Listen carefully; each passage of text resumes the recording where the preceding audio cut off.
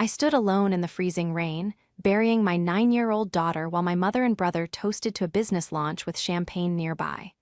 When they messaged me to stop being dramatic and hand over her trust fund, I began their ruin. This is where the story truly begins, and you won't want to miss what happens. Make sure you're subscribed to see it through to the end. We're always curious. Where in the world are you all watching from today? Let us know in the comments. The rain wasn't the soft, cleansing kind you see in the movies. It was a cold, biting sleet that turned the freshly turned earth into a thick, hungry mud that clung to my boots as if trying to pull me down into the ground with her. I stood at the edge of the small, white casket, my hands trembling so violently that the single white rose I held was losing its petals to the wind. I was alone. The realization didn't come as a shock, but as a slow, agonizing freeze. I looked at the rows of empty folding chairs. 12 chairs had been set out. I had expected at least 4 to be filled. My mother, Margaret, my brother, Aaron, my sister-in-law, maybe a cousin. But as the minister cleared his throat, his eyes filled with a pity that felt like a slap in the face. The only person standing there besides me was Christopher, my late husband's old friend and attorney. He stood 10 paces back, holding a black umbrella, his face a mask of solemn grief, but he wasn't family. Not by blood. My phone buzzed in my coat pocket. It had been buzzing for 20 minutes. I had ignored it, thinking it was perhaps a delayed florist or a neighbor offering condolences I couldn't yet process. But the vibrations were persistent, rhythmic, and demanding. I shouldn't have looked. I should have kept my eyes on the casket, on the final moment I would ever be this close to my sweet Maya. But the silence of the cemetery was so heavy that the buzzing felt like a scream. With numb fingers, I pulled the device out. There was a photo in my notifications from my mother. It was a group shot.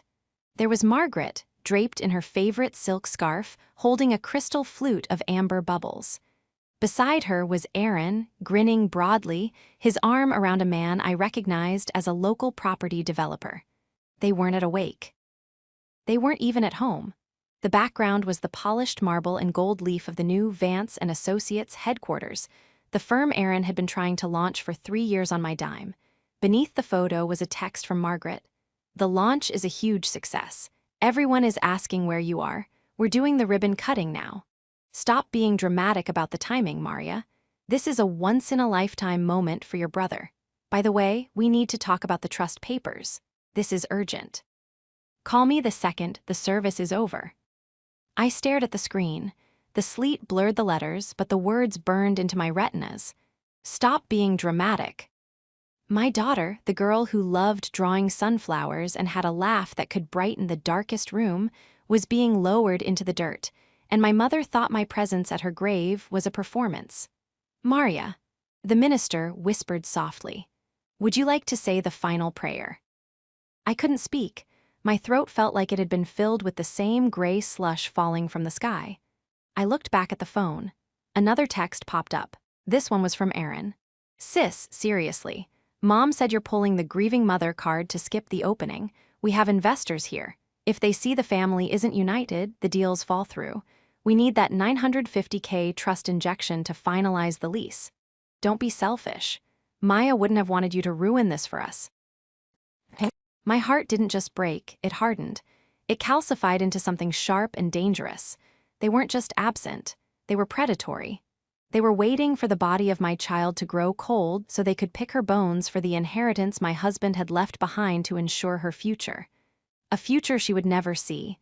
I dropped the rose. It didn't land gracefully. It fell into the mud, its white petals immediately stained brown. I didn't cry. The tears had been used up over the last 6 months in hospital rooms and midnight vigils. Instead, a cold, clinical clarity washed over me. I am a forensic accountant.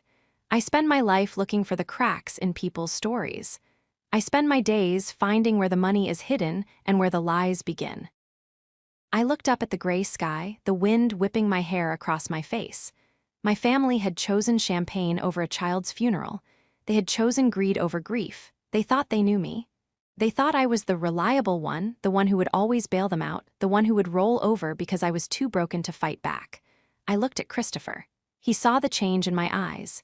He stepped forward, closing the umbrella slightly as he reached my side. Maria, are you all right? I tucked the phone back into my pocket. I felt a strange, terrifying sense of peace. The world was quiet, save for the sound of the dirt hitting the lid of the casket. I'm fine, Christopher, I said, my voice sounding like it belonged to a stranger. In fact, I've never been more certain of what needs to happen next. I turned away from the grave. I didn't look back. I had a daughter to honor, and I realized now that the best way to honor her wasn't with flowers, but with justice. My family thought they were celebrating a beginning today. They had no idea that I was about to give them the end they deserved. The betrayal was worse than the diagnosis itself. The drive back from the cemetery was a blur of gray highway and rhythmic windshield wipers. Christopher drove in silence, sensing that any words would be like throwing pebbles at a collapsing building. I sat in the passenger seat, my hands folded neatly in my lap, staring at the raindrops racing down the glass. I wasn't thinking about the funeral anymore. I was thinking about the $950K. That money wasn't just a number on a ledger. It was the result of my late husband's brilliance and his paranoia. He had been a partner at a top-tier estate law firm, and he had seen the worst of humanity, families tearing each other apart over silver spoons and vacation homes. When he was diagnosed with the heart condition that eventually took him, he spent his final weeks not in a bed, but in his study, drafting documents that were as much a shield as they were a legacy. He had known my family. He had watched Aaron borrow money for a failed car wash, a failed app, and a failed clothing line. He had watched Margaret guilt-trip me into paying for her wellness retreats while I was working 60-hour weeks to keep our house. He never said a word to them, but he spoke to me through the law. When I pulled into my driveway, the house looked smaller than I remembered. It was a beautiful craftsman, the kind of home people call sturdy. I walked inside, the silence of the foyer hitting me like a physical weight. No small shoes kicked off by the door, no humming from the kitchen. My phone rang. It was Margaret. I debated letting it go to voicemail, but I needed to hear it. I needed to hear the sound of the bridge burning. Maria.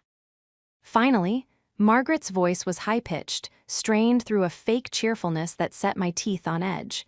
In the background, I could hear the clink of glasses and the low hum of a crowd. I was beginning to think you turned your phone off entirely. Did everything go okay? You know, the service. The service was quiet, Mother, I said, my voice flat. I was the only one there, aside from Christopher. Well, you know how it is, she said, her tone shifting instantly to the defensive. Aaron's launch was scheduled months ago. These investors don't wait for anyone. It's about the future, Maria. We have to look forward. Maya would have been so proud of her uncle. He's finally doing it. He's a CEO. He's a man who couldn't find an hour to say goodbye to his niece, I replied. Oh, don't start with the guilt, Maria. It's so exhausting, Margaret sighed. I could almost see her rolling her eyes, adjusting her pearls. We are all grieving in our own way. My way is supporting my living son so he doesn't end up in the poorhouse. Now, about the trust. Aaron's office lease requires a proof of funds by 5 p.m. today. I've already contacted the bank, but they said your signature is required as the primary executor. I'll send a courier over with the papers. The trust is for Maya, Mother. It's her inheritance. Maria, honey, let's be realistic. Margaret's voice dropped into a cooing, patronizing register. Maya doesn't need it anymore. And you have your job, your house, you're fine, but the family name is at stake here. Aaron has worked so hard. If he doesn't get this capital, the office space goes back on the market and he loses his deposit. It's $950,000 sitting in an account doing nothing. It's just paperwork. It's not just paperwork to me. Don't be difficult. You're being dramatic because you're emotional. I get it, but this is business. This is urgent. Sign the papers, and we can all have a nice dinner next week to celebrate Aaron's success and remember Maya. Okay. I looked at the framed photo on the mantel. Maya at the beach, her face smeared with ice cream, leaning against her father. They were both gone, and the woman on the other end of the line was treating their memory like a line item she wanted to delete. I'll look at the papers, Margaret, I said softly. Good, "That's my girl. The courier will be there in 20 minutes. Don't keep him waiting." She hung up without saying goodbye. I walked to my home office and sat at the desk. I didn't wait for the courier. I opened my laptop and logged into the secure portal Christopher had set up for me months ago. I began to pull up the trust documents, the real ones. As a forensic accountant, I've spent years deconstructing the urgent demands of people like my mother. I know that when someone says it's just paperwork, it usually means there's a clause they haven't read or a truth they're trying to hide. I scrolled through the dense legal jargon of the Maya Rose Trust. Most people see a wall of text. I see a map. I saw the distribution schedules, the tax indemnities, and the asset allocations. But then I found it. Section 14, 2, the Covenant of Familial Responsibility. My husband had been a genius. He hadn't just left money, he had left a test. I felt a cold shiver run down my spine, but it wasn't from the rain. It was from the realization of what I was holding. My mother and brother were so blinded by the glimmer of the $950K that they hadn't bothered to look at the fine print. They thought they were the beneficiaries if Maya passed. And technically, they were under very specific, very strict conditions. I leaned back in my chair, staring at the screen. The sleet continued to drum against the window, a relentless, steady beat. My family thought they had won because I was alone at a grave.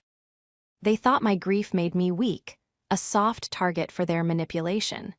But they had forgotten one crucial thing. I wasn't just a grieving mother.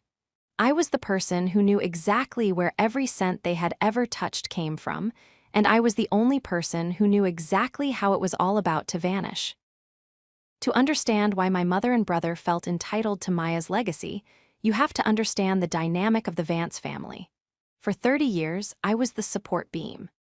When my father walked out, I was the teenager who took a second job at the grocery store so Aaron could have the latest sneakers and Margaret could keep her hair appointments at the salon. When I married my husband, David, they saw him not as a son-in-law, but as a walking ATM. David was kind, perhaps too kind initially. He paid for Aaron's gap year in Europe, which turned into 3 years of wandering. He paid for Margaret's kitchen remodel. He did it because he loved me, and he knew how much I craved a functional, happy family. But then Maya got sick. The day of the diagnosis, the world stopped spinning for me. I expected my family to be the net that caught us. Instead, they were the weights that pulled us down. Margaret would visit the hospital, but only to complain about the uncomfortable chairs or to tell me how stressed she was by the whole situation. Aaron would call, but only to ask if I could talk to David about a short-term loan for his latest business idea.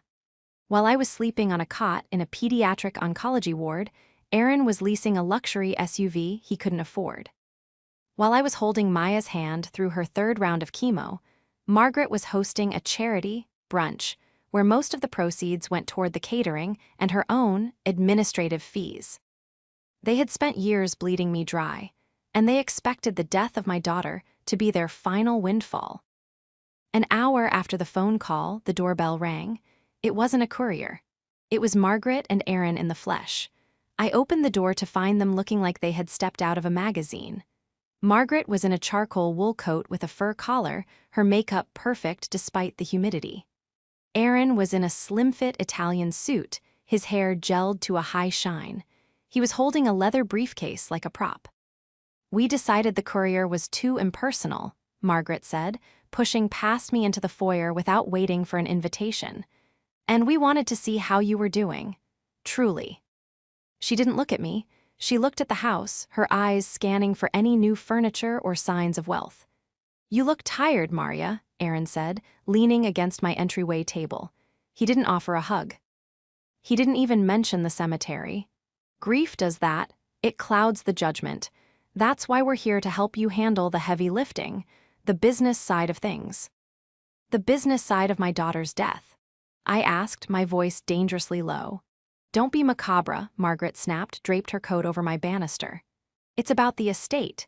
Aaron's new firm, Vance & Associates, is the future of this family. He's into high-end consultancy now, but he needs the liquidity. David's trust for Maya. It was always meant to stay in the family, wasn't it? Since she's, Well, since she doesn't need it, it's only right it moves to the next project.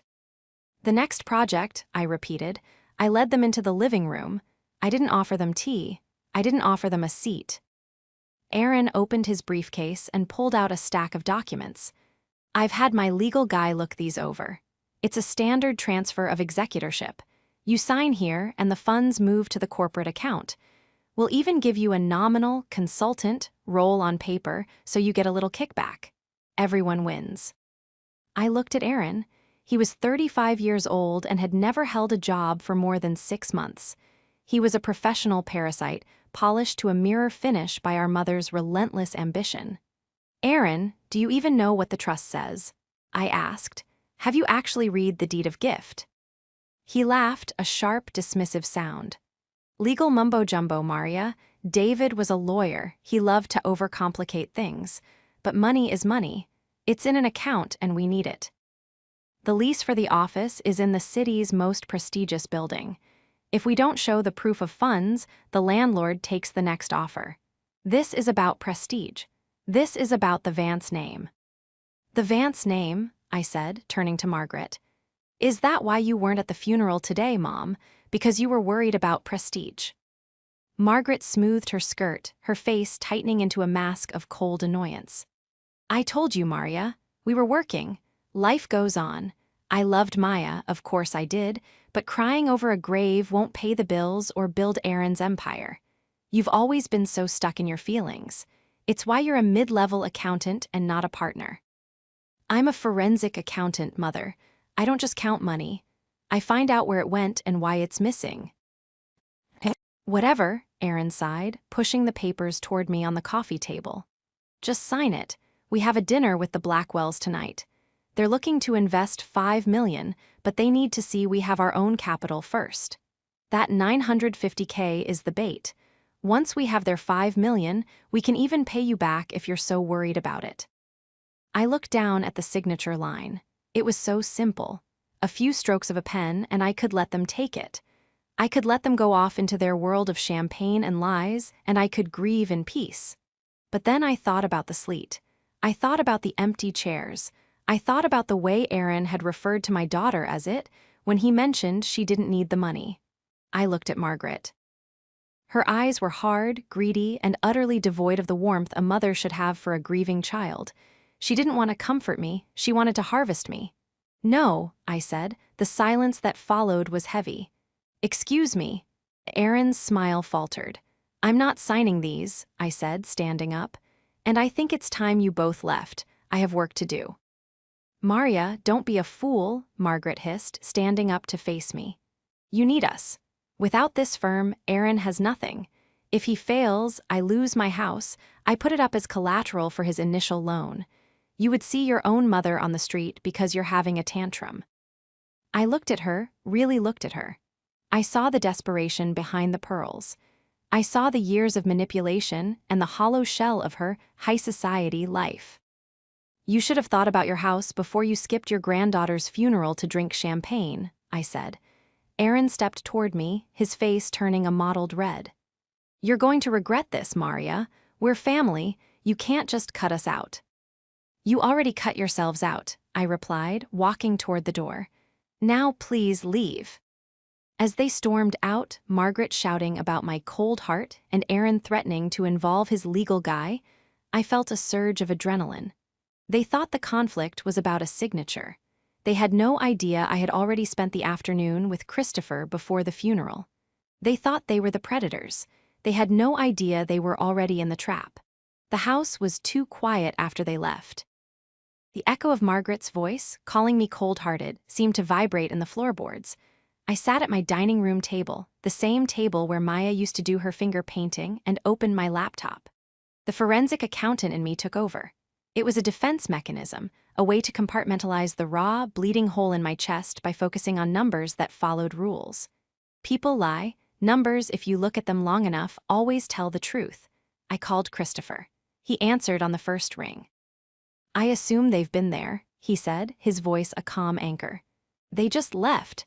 They want the $950,000 to save Aaron's firm and Mom's house. Aaron had a stack of transfer papers ready for me to sign. I rubbed my temples. Christopher, we need to talk about Section 14. 2 again. I need to know exactly how ironclad it is. David was thorough, Maria. He knew your mother's history of, let's call it financial flexibility. The covenant of familial responsibility isn't just a moral suggestion. It's a performance-based trigger for the trust's distribution. He structured it so that the family beneficiaries, Margaret and Aaron, only remain eligible for their secondary stipends if they maintain a standard of familial care. Missing the funeral of a direct descendant, like Maya, without a medical emergency is explicitly listed as a terminal breach of duty. And the house? I asked. The house Margaret lives in was purchased by David through the trust. It's an asset of the estate. If the breach is triggered, the trust's mission shifts. The funds, the property, and all associated dividends are diverted to the designated alternative, the St. Jude's Children's Hospice. I felt a grim sense of justice. David had seen this coming. He had known that if the worst happened, they wouldn't be there for me.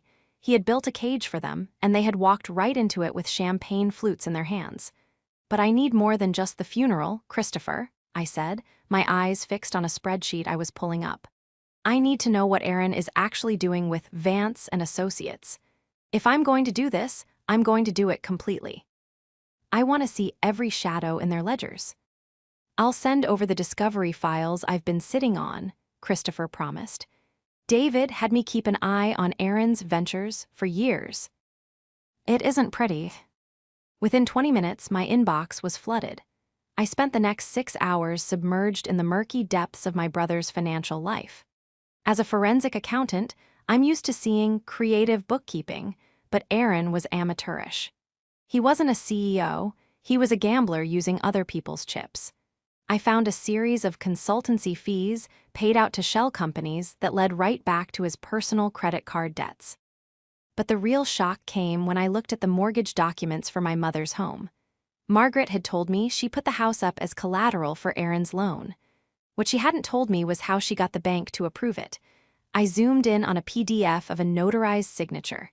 It was mine, or it was supposed to be mine. It was a clumsy forgery of my signature as a co-guarantor. My own mother had forged my name to secure a loan for my brother's failing business, all while I was distracted by my daughter's failing health. The betrayal felt like a cold blade between my ribs. They hadn't just abandoned me at the cemetery, they had been actively sabotaging my financial future while I was saying goodbye to my child. I didn't scream. I didn't cry. I simply picked up a red digital pen and circled the signature. I began to build a folder. I titled it, The Forfeiture. I stayed up until the sun began to peek through the gray clouds of the following morning. I had everything. I had the bank records showing Margaret's charity brunch funds being diverted to Aaron's car payments. I had the proof of the forged signature. And most importantly, I had the time-stamped photos from their social media showing them at the launch party during the exact hour of Maya's burial. I wasn't just a grieving mother anymore. I was a hunter. The headquarters of Vance and Associates was located in a glass and steel monolith downtown. It was the kind of building that screamed success to anyone who didn't know how to read a balance sheet. I walked into the lobby, dressed in my sharpest charcoal suit, my hair pulled back into a tight, professional bun. I looked like I was heading to an audit, which in a way I was. The receptionist, a young woman who looked like she'd been hired for her aesthetic rather than her skills, tried to stop me. "Do you have an appointment with Mr. Vance?" "I'm his sister," I said, not breaking my stride. "And trust me, he's expecting this." I pushed open the heavy oak doors to Aaron's corner office. He was sitting behind a desk that was far too large for him, staring at a laptop screen. Margaret was there too, perched on a velvet guest chair, looking over some fabric swatches for what I assumed was the new office decor. "Maria," Aaron looked up, startled. A flicker of hope crossed his face. "Did you bring the signed papers? I knew you'd come around. Family is family, right?" I walked to the desk and placed a single, slim manila folder on the polished surface. I didn't sit down. "I didn't bring the papers you wanted, Aaron," I said. "I brought the ones you actually need to see." Margaret stood up, her brow furrowed. Maria, what is this? We have a meeting with the Blackwells in an hour. We don't have time for your theatrics. Theatrics? I looked at her. You mean like the charity brunch you hosted last month, Mom?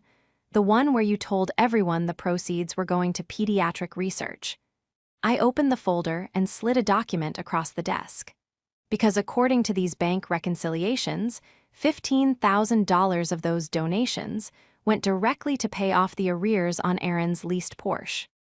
Margaret's face went pale, the color draining from her cheeks until her blush looked like two angry bruises. That was a temporary reallocation. Erin needed to maintain his image for the investors. I was going to replace it. With what? I asked, turning to Erin. With the money from the trust you were planning to steal. The trust that was meant for the daughter I buried yesterday while you were popping corks. Erin slammed his hand on the desk. Steal? That's a strong word, Maria. It's family money. It was David's money. And frankly, you're being selfish by sitting on it when we're on the verge of greatness here. Greatness? I laughed, and it was a cold, sharp sound. Erin, you're on the verge of a prison cell. I know about the forged signature on the mortgage guarantee. The silence that followed was deafening. Erin's eyes darted to Margaret, who suddenly found her silk scarf very interesting. I have no idea what you're talking about, Erin stammered, his voice climbing an octave. I'm a forensic accountant, Erin. Did you really think you could forge my handwriting on a legal document and I wouldn't notice? The bank has already flagged the discrepancy. All it takes is one phone call from me to confirm it's a forgery, and the fraud investigators will be through these doors before your investors even arrive. You wouldn't, Margaret gasped, her hand flying to her throat. You would send your own brother to jail. After everything I did for you, I raised you. You raised me to be a safety net for your favorite child, I countered.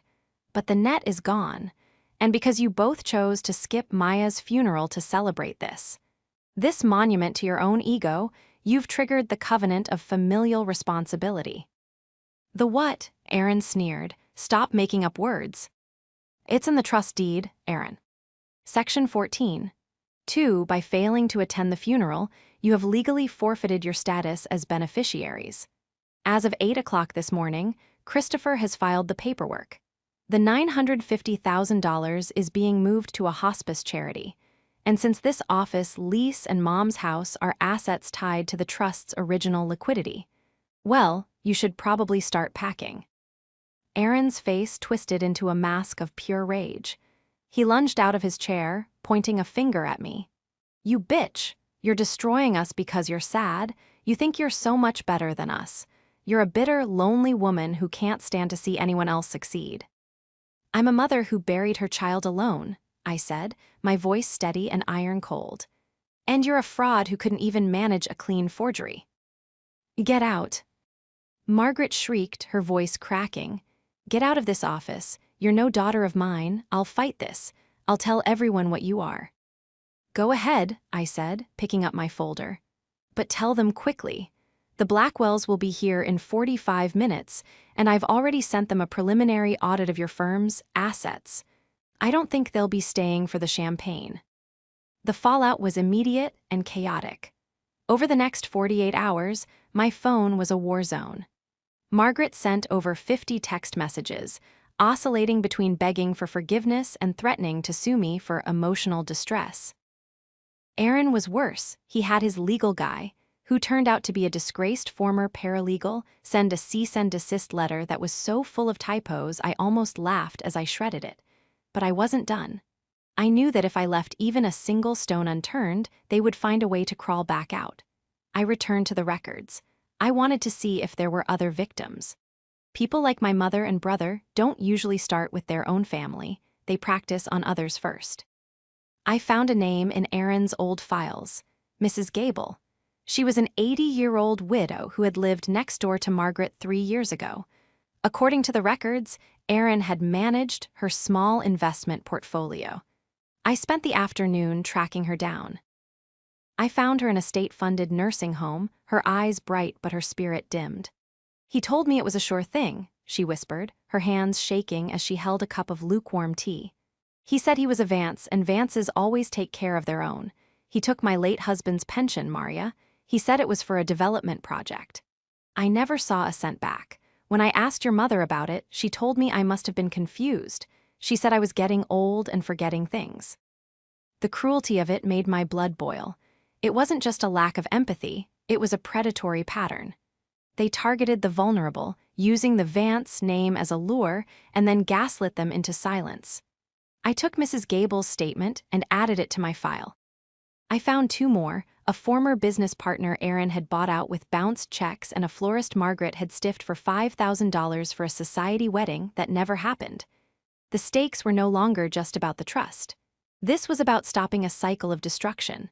On Thursday evening, there was a knock at my door. I checked the security camera. It was Margaret. She was alone this time.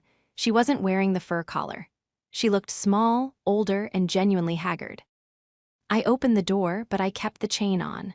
"Maria, please," she sobbed, her eyes red-rimmed. "Aaron is in trouble. The bank called. They're calling in the loan because of the irregularities. We have 48 hours to pay back the full amount or they start the foreclosure on the house. I have nowhere to go. Please, I'm your mother. I'm sorry about the funeral. I'm sorry about everything. We were just so desperate." I looked at her, and for a split second, I felt that old, familiar pull. The daughter who wanted to fix things, the girl who wanted her mom to love her.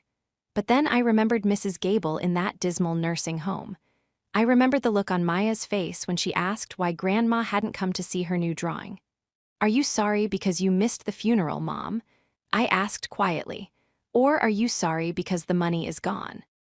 "How can you say that?" she wailed. "I'm losing my home." "You lost your home the moment you forged my signature," I said. "And you lost your daughter the moment you told me to stop being dramatic while I was standing over a casket. You aren't here for me. You're here for the $950,000, but that money is already gone. I signed the final transfer to the hospice this afternoon. It's done." Margaret's face transformed. The grief evaporated, replaced by a cold, sharp venom that made her look like a stranger. She stopped sobbing instantly. "You really did it," she hissed, her voice dropping to a low, guttural snarl. "You gave away our future to a bunch of dying kids you don't even know.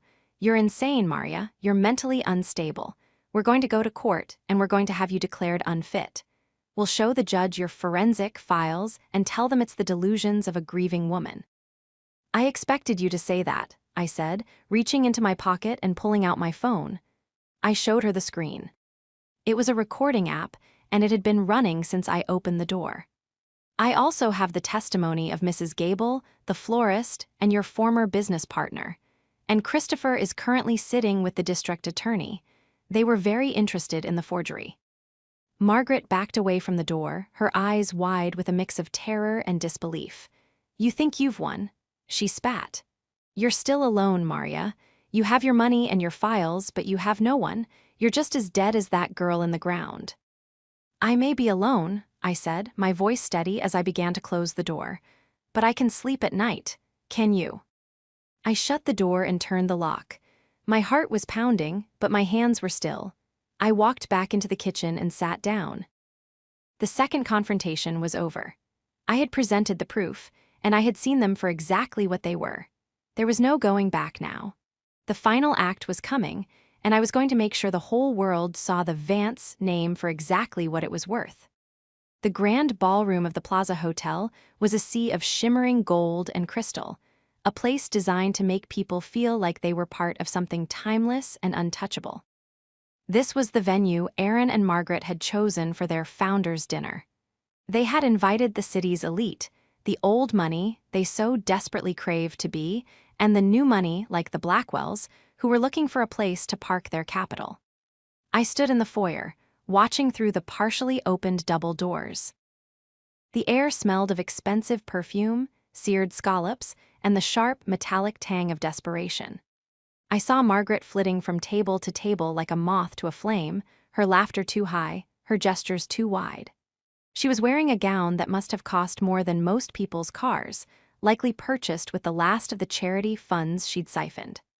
Aaron was near the stage, holding a microphone, looking every bit the visionary CEO he had hallucinated himself into being. Christopher stood beside me, adjusting his tie. He held a leather portfolio. "Are you ready, Maria? Once we walk in there, there is no going back. The bridges won't just be burned, they'll be vaporized." "I didn't come here to build bridges, Christopher," I said, feeling the weight of the digital recorder in my pocket and the hard copies of the audit in my hand. "I came to finish the job." As Aaron began his speech, his voice booming through the speakers about legacy and the strength of the Vance family bond, I signaled to the tech booth. I had spent the afternoon consulting with the venue's AV technician, a young man who was more than happy to help once I showed him the unpaid invoices Aaron had left at his father's small printing shop. Aaron reached his crescendo. "And so, as we look toward a future of unprecedented growth, I want to thank the two women who made this possible.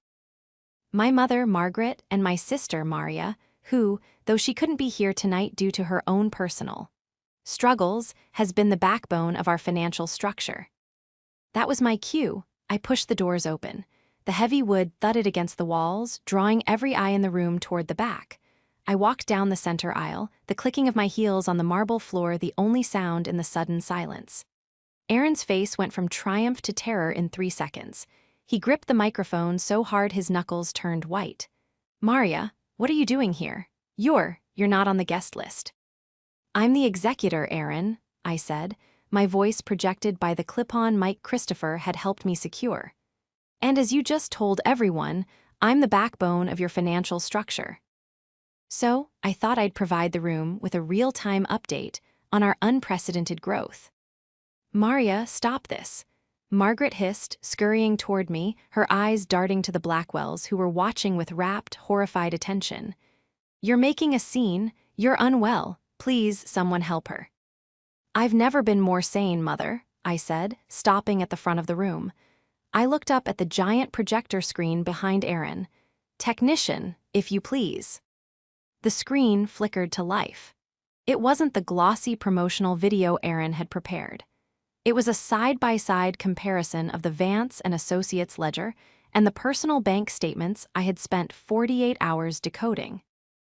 Red lines began to crawl across the screen, highlighting the consultancy fees that matched Aaron's gambling debts. The room gasped. I heard Mr. Blackwell stand up, his chair scraping harshly against the floor. "What is this?" Blackwell demanded, his voice a low growl. "Vance, explain this."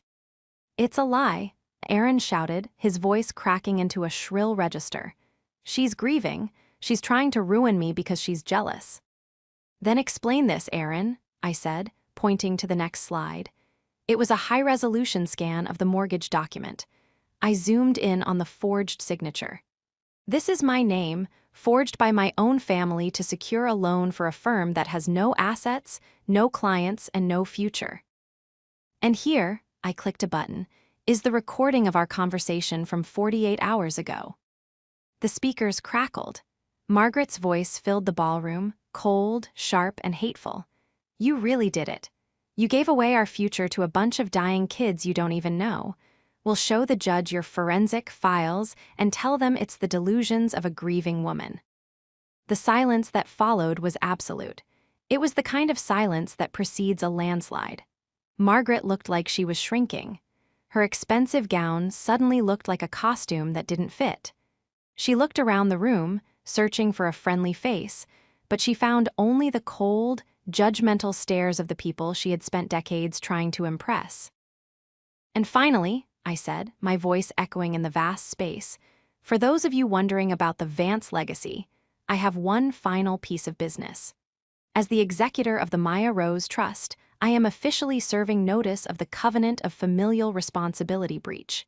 Because Aaron and Margaret Vance chose this party over their own granddaughter's funeral, they have forfeited all claims to the family estate. Christopher." Christopher stepped forward and handed a stack of legal envelopes to Aaron. "You're being served, Aaron. Forgery, embezzlement, and a civil suit for the recovery of funds stolen from the Gable estate. And Margaret, you have 48 hours to vacate the trust-owned property." Aaron dropped the microphone. It hit the stage with a deafening thud that rang through the speakers like a gunshot. He looked at the Blackwells, then at me, his face a mask of pathetic, impotent fury. "You destroyed everything," he whispered, loud enough for the front row to hear. "No, Aaron," I said, turning to walk away. "I just stopped you from destroying anyone else." As I walked out of the ballroom, I heard the sound of the crowd erupting into a cacophony of whispers and accusations. I didn't look back. I felt a weight lift off my shoulders that I hadn't even realized I was carrying. I had spoken for Maya. I had spoken for Mrs. Gable. And for the first time in my life, I had spoken for myself. The aftermath was a clinical, orderly destruction. Aaron didn't even make it through the week. The Blackwells pulled their interest immediately, and within 48 hours, the bank had frozen every account associated with Vance and Associates. The forgery wasn't just a civil matter. The district attorney's office, prompted by the evidence Christopher and I provided, opened a formal investigation. Aaron was arrested 3 days later at a cheap motel, trying to pack a suitcase full of company assets that were actually just office supplies and a few $100s in cash. Margaret fared no better. The social exile was swifter and more brutal than the legal one. The women she had lunched with for 20 years stopped taking her calls. The charities she chaired removed her name from their websites. When the movers arrived at the house David had bought to ensure she had a roof over her head, she was found sitting on the floor of an empty living room, clutching a photo of herself at a gala from 10 years ago. She didn't have anywhere to go. I heard she moved into a small, one-bedroom apartment funded by a distant relative she hadn't spoken to in a decade. I didn't reach out. Some betrayals are too deep for a bridge to ever span. A month after the dinner, I found myself back at the cemetery. It was a beautiful spring morning. The biting sleet of the funeral had been replaced by a soft, warm breeze that carried the scent of lilacs. The grass over Maya's grave was starting to grow in, a vibrant, stubborn green. I sat on a small stone bench nearby, a notebook in my lap. For the first time in years, I wasn't looking at spreadsheets or bank statements. I was looking at the flowers. Christopher walked up the path, holding 2 cups of coffee. He sat down beside me, handing me one. "The final transfer to the hospice went through this morning," he said softly. "They're naming the new pediatric wing after her, the Maya Rose Pavilion. They said the $950,000 will cover the operating costs for the next 5 years. You did good, Maria." "David would have liked that," I said, taking a sip of the coffee. "He always said money was just energy. You have to make sure it's moving in the right direction." "And what about you?" Christopher asked. "What's your next move?" "I'm opening my own firm," I said, and the words felt right. "Forensic advocacy. I want to help people like Mrs. Gable, people who don't have a Maria to look at their books until it's too late. I want to make sure the parasites don't win." I looked down at Maya's headstone. I had chosen a simple design, Maya Rose, a light that never fades. I felt a sense of peace that was almost foreign to me. The anger was gone, replaced by a quiet, steady resolve. My family was gone, but I wasn't alone. I had the memory of my daughter, the respect of my peers, and the knowledge that I had stood up when it mattered most. Justice isn't always a gavel hitting a block. Sometimes, it's just the truth finally being louder than the lies. I stood up, brushed the grass from my skirt, and looked at the horizon. The sun was high, and the world was wide. I had spent so long being the support beam for people who didn't deserve to stand. Now, finally, I was standing on my own. And for the first time, the view was beautiful.